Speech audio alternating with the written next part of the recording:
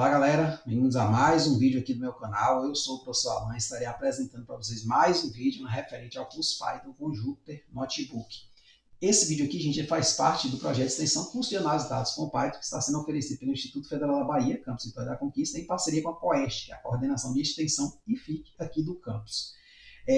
Nesse vídeo agora, nós vamos estar adentrando ao capítulo 8, onde nós vamos introduzir mais um novo objeto Python, que são as tuplas. Lembrando que nos vídeos anteriores nós introduzimos o objeto string, vimos lá o que a gente consegue fazer com string, vimos uma porção de funcionalidades que as strings têm, vimos também uma porção de funcionalidades que as listas têm, foi um outro objeto também que a gente trabalhou, tá certo? Agora é a vez das tuplas. Então, gente, uma tupla em Python é uma estrutura de dados semelhante a uma lista, mas com uma diferença crucial, elas são imutáveis. Isso significa que uma vez que uma tupla é criada, seus valores não podem ser alterados.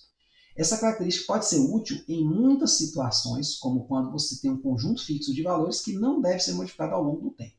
A gente viu nos vídeos passados que uma lista, por exemplo, é um objeto Python que permite o quê? Que você pegue um elemento interno dela, troque por outro, até mesmo acrescente um elemento à lista, aumentando o tamanho dela, ou até mesmo removendo um elemento de uma lista, diminuindo o tamanho dela. Então a gente pode estar fazendo operações com listas que em tuplas isso aí não vai acontecer, tá certo? Nesse vídeo aqui, mais especificamente, nós vamos apresentar alguns exemplos de tuplas, tá certo? Então, eu tenho aqui três tuplas, a tupla disciplinas, notas e mix. Então, para eu inserir uma tupla, eu vou colocar seus elementos separados por vírgula entre o que?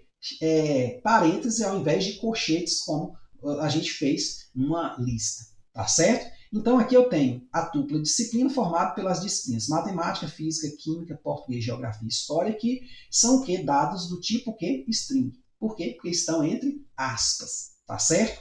Aí aqui em outra mão eu tenho aqui a tupla notas, digamos, são as notas desse indivíduo que cursou essas disciplinas, então você pode até estabelecer uma questão de ordem, você vai ver que listas também, ou no caso, tuplas, assim como listas, têm indexação e subindexação. Então, digamos que o indivíduo aqui, matemática, ele tirou 9,5, em física, 8,7. Então, observe que aqui os dados aqui internos a essa tupla, a tupla notas, elas são o quê? Variáveis do tipo float, tá certo? E nós temos aqui uma tupla mista, mostrando que tuplas são parecidíssimas com listas no sentido que você pode armazenar internamente a ela outros elementos que não são simplesmente strings ou valores numéricos, tá certo? Então aqui nessa tupla mista, que eu chamei de mix, eu tenho aqui um dado do tipo string, casa, aqui eu tenho um dado inteiro, 10, aqui eu tenho um dado que é uma lista, e aqui eu tenho um dado que é uma tupla, onde essa tupla tem elementos internos, aqui, por exemplo, inteiro, aqui eu tenho um string, aqui eu tenho uma lista interna, essa coisa eu sei. Dá para a gente botar isso aqui tão misto, digamos assim, como a gente fez lá com listas, tá certo? Inclusive, se você entendeu bem os vídeos de lista, você pode só lendo o material aqui, não precisa nem ver os vídeos, que você vai pegar direitinho a ideia de como trabalhar com a tupla. Então, eu compilei aqui a célula, não sei se você percebeu, apertando aqui, compilou, então, essas tuplas foram armazenadas na memória. Vamos só imprimir elas para ver direitinho como é que está. Então perceba que a impressão imprime do jeitinho que elas estão aqui.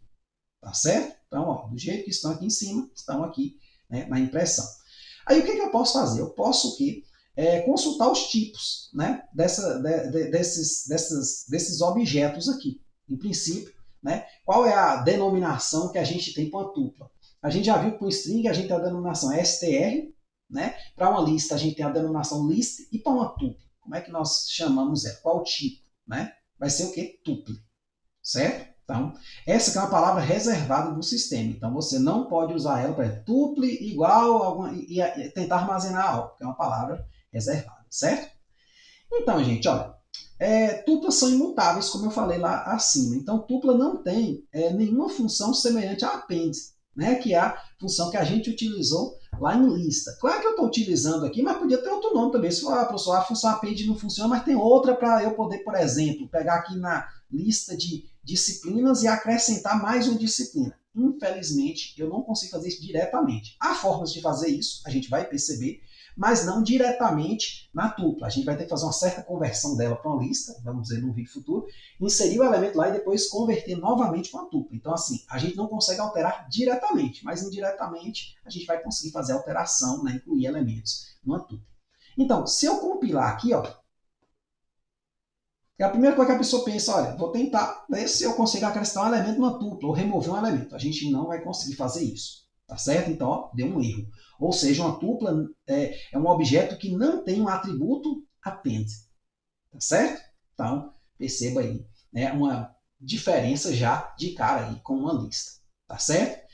Então é isso aí, gente. Espero que tenham entendido, espero que tenham gostado. Até o próximo vídeo.